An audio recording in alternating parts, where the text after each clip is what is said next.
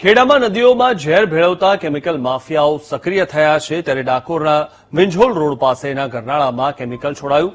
વરસાદી પાણીના ગરનાળામાં દુર્ગંધયુક્ત કેમિકલ છોડાતા સ્થાનિકોમાં રોષ જોવા મળ્યો છે। ગરનાળું પાણી શેઢી નદીમાં ભળવાથી નદીના પાણીમાં કેમિકલ ભર્યું છે। સમગ્ર વિસ્તારમાં ફીણના ગોટે ગોટા ઉડતા સ્થાનિકોમાં રોષ જોવા મળ્યો। નદીના પાણીમાં ઝેરી કેમિકલ છોડાતા જળચર પ્રાણીઓને ભારે નુકસાનની આશંકા છે।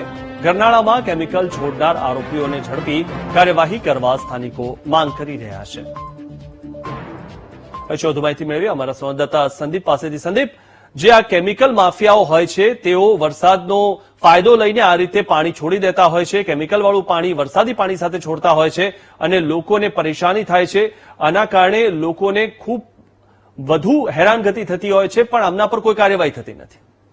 ચોક્કસથી કહી શકાય કે સમગ્ર જે ઘટના છે જે ખાતરા તાલુકાના ડાકોર નજીક આવેલા વિજલ રોડ ઉપરની આ ઘટના છે, જ્યાંથી પસાર થતી જે શેરડી નદી છે તો તે 12 માસ વહેતી નદી છે અને ખાસ કરીને જે અમદાવાદના નીર છે તે આ શેરડી નદીમાં જે ઝેરી કેમિકલ છે તે ભેળવવામાં આવતું હોય છે, પરંતુ જે વિજલ રોડ છે તેમાં સૌ પ્રથમ વખત જ આવી ઘટના પ્રકાશમાં આવી છે અને ખાસ કરીને કોઈ ઝેરી કેમિકલ આ પાણીમાં છોડી દેવામાં આવ્યું હોય તે રીતના જે ફીણ છે તે ફીણના ગોટે ગોટા આ વિસ્તારમાં વહેતી નદીમાં જોવા મળ્યા હતા અને તેને લઈને સ્થાનિકોમાં કુતૂહલ સર્જાયું હતું। જ્યારે જળચર પ્રાણીઓ પર પ્રેમ રાખનારા જે વન્યજીવ પ્રેમીઓ છે તેમને રોષે ભરાયા હતા અને સમગ્ર મામલે તાત્કાલિક પોલ્યુશન વિભાગ દ્વારા તપાસ કરીને જે કસૂરવારો છે તેમની સામે પગલાં લેવામાં આવે તેવી માંગ પણ કરવામાં આવી હતી। જી આભાર સંદીપ, માહિતી આપવા।